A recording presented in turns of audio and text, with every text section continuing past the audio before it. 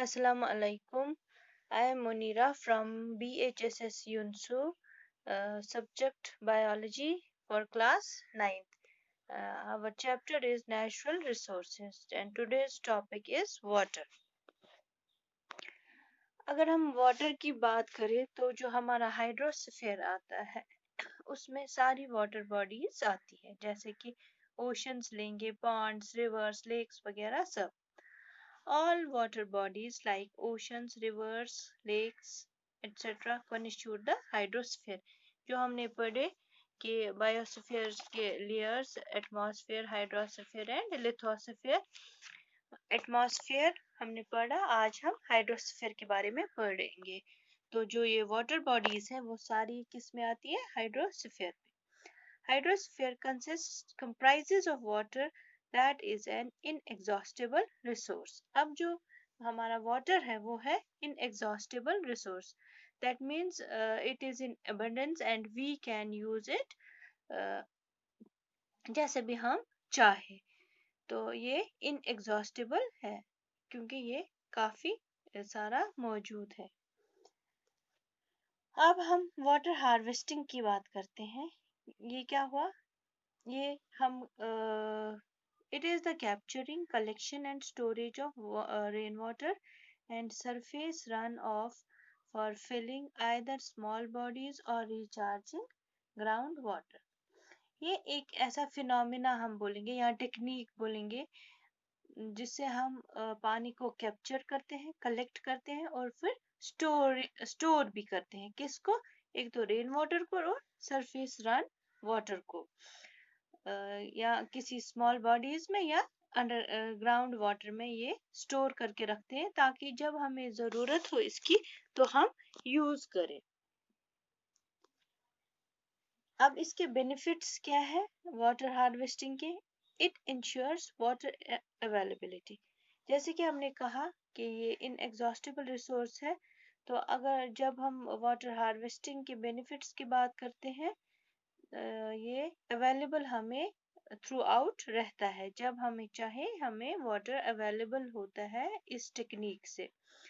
It reduces the chances of flooding during rainy season और जब rainy season होता है फ्लड वगैरह भी नहीं आते क्योंकि हमने स्टोरेज के लिए ऐसी टेक्निक बनाई है जो हमारा पानी है वो स्टोर रहता है और जो ग्राउंड वाटर है वो रेगुलरली रिचार्ज होता रहता है ये इसके बेनिफिट्स है किसके वाटर हार्वेस्टिंग के अब दूसरा है हमारा एक खाद्यान्न सिस्टम ये क्या है ये भी है harvesting traditional harvesting for agricultural practice in Rajasthan ये हमें जो राजस्थान का स्टेट है उसमें करते हैं क्योंकि आपको पता ही होगा कि जो राजस्थान है वो ड्राई एरिया है मींस वहाँ ज़्यादा वो रेगिस्तान वगैरह है तो पानी की किल्लत रहती है तो खाद्यान्न सिस्टम से क्या होता है कि वहाँ पे भी वो क्रॉप्स वगैरह ग्रो करते हैं इसी की वजह से क्या कैसे it is a traditional harvesting for agricultural practice किधर राजस्थान में इसमें क्या होता है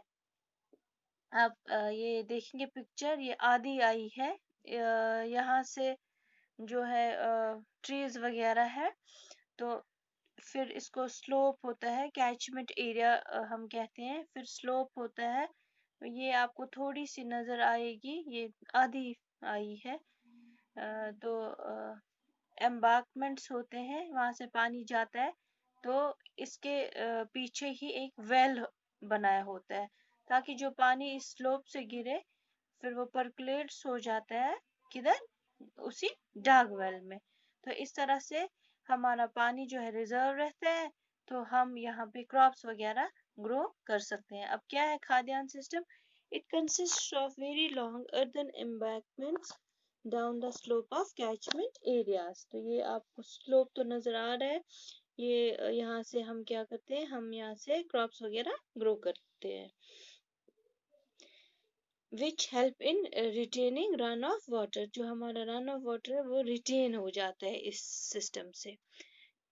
A shallow well is often dug behind the embankments to store extra overflow water. इसके पीछे एक shallow well है तो उससे वो उधर जब स्लोप से गिरते हैं, एम्बैंकमेंट को क्रॉस करते हैं, तो वहाँ वेल है, तो वहाँ वो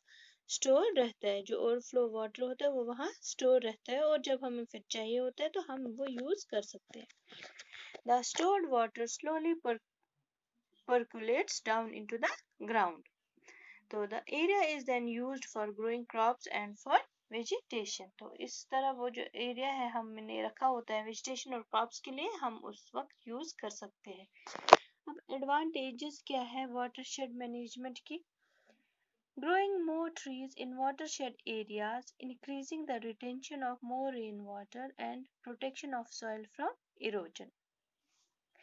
हम ज़्यादा से ज़्यादा पेड़ लगाने चाहिए, तो उससे क्या होता है, उससे रिटेंशन हो जाता है,